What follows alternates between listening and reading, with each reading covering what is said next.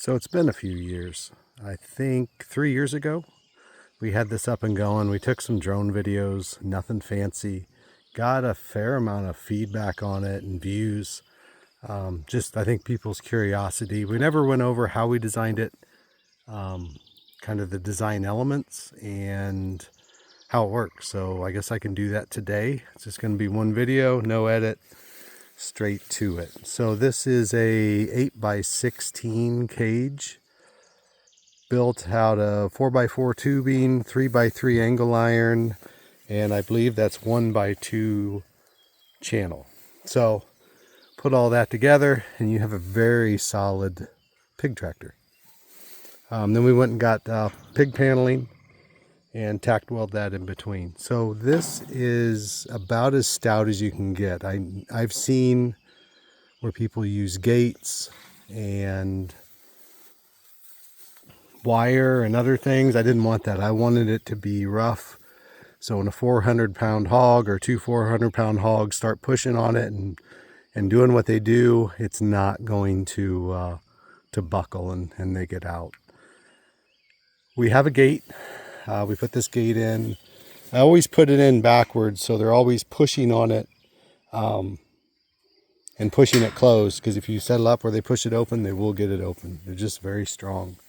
We added this tongue, I think the last year we've had it. So we ran it 4 years and we stopped running it 3 years ago. Added this tongue so then I could hook the side-by-side on the ball and actually back it up. We had a tough time backing it up if we wanted to, because all we were using before is this chain, and we drop it around the ball and pull it around the pasture. What we have at the bottom of these 4x4s, I believe that's 10 gauge. It's a 10 gauge plate that's bent up with a hole in it that we put a clevis in, and that's where we pull from the bottom. So it lifts it off the ground a little bit, pulls it, but the last thing you want to do, especially when it's small hogs, is to tip it up enough so they can squeeze out of there. I'm going to go ahead and jump inside and show you a little more there. So we're back on the inside. So this is a panel to keep the wind off of them when it gets cooler. We also put a top piece of tin there too to keep elements off if we want to. We also had it in our old pasture, we had just no trees, no sun. And so it's sun all the time, so it's a way to shade. But I think here we're going to be able to find plenty of shade for them to stay in.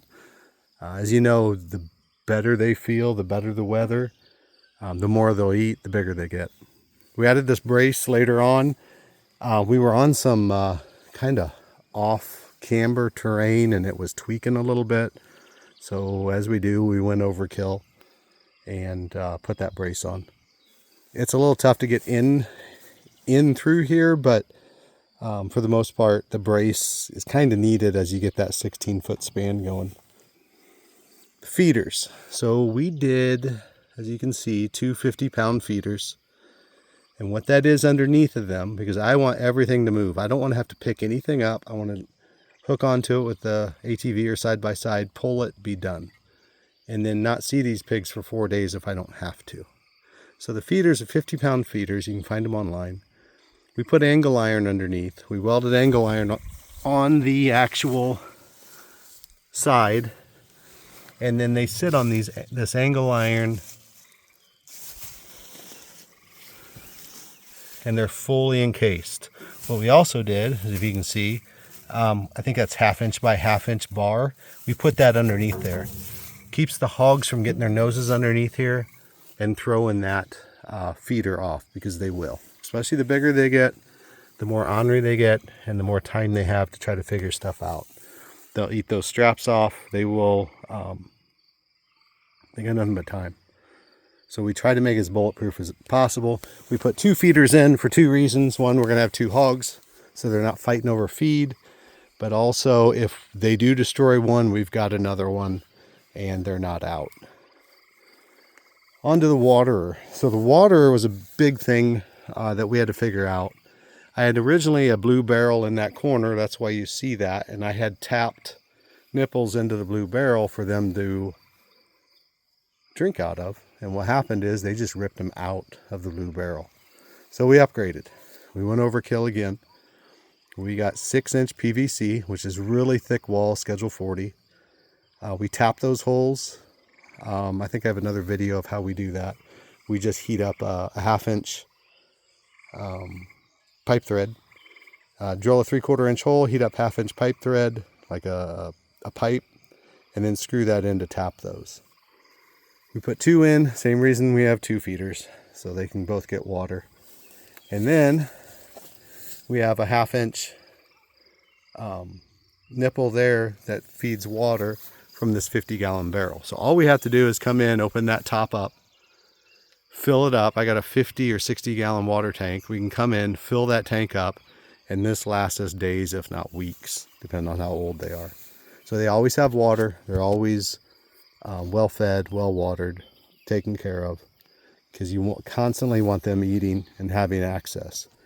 The other thing is they have access to all this ground. So when they're small, it'll take a few days to a week before they tear this up. We have to move it. When they get bigger, and I think the last time we raised them, we got them over 400 pounds on accident. We just they just grew really fast. But when they start getting 250 close to market, you're moving them almost once a day. And they'll tear the ground up, but they will also fertilize it. So what you'll see in this pasture is next year, wherever we run them, the grass will be 2 feet taller than everything else. So what we'll probably do at the end is we'll move it over where we want our garden area next year, and we'll let them sit on that garden area for, I don't know, about a week or so, and then disc it, till it up, and then use that as our garden next year. Trying to think of anything else. We got these old cast iron wheels, nothing fancy. All we did was weld a piece of pipe on there as a bushing, and as you can see, we have it pinned. We don't grease it. It doesn't go fast enough. It'll outlast probably this farm that we have. Some bracing. You can see the back's bent a little bit. So what'll happen is these hogs will get smart, and they'll try to drain that water out. So they won't drink with the nipples. They'll actually just press it down and hold their mouth to the side and let that water drop out so they can build a mud hole. So when time allows, we're going to try to put some kind of misting system off of this bar, maybe with solar and a pump. I don't know. We talked about that last time, but never got around to it. But that's kind of the skinny on how this is set up. It's very heavy. I would say a lawnmower is not going to pull it. I think I had a 800 Polaris. Some days it took all it had, especially if it was wet and it was off terrain. So you're going to need something halfway decent. You know, a nice 30 horsepower tractor would be perfect, or a side-by-side. So that's it. Let me know if you have any questions. I'll try to answer them. I'm probably not going to give dimensions and all that. This should be enough for anybody who knows how to fabricate to put it together. But yeah, appreciate the questions. Thank you.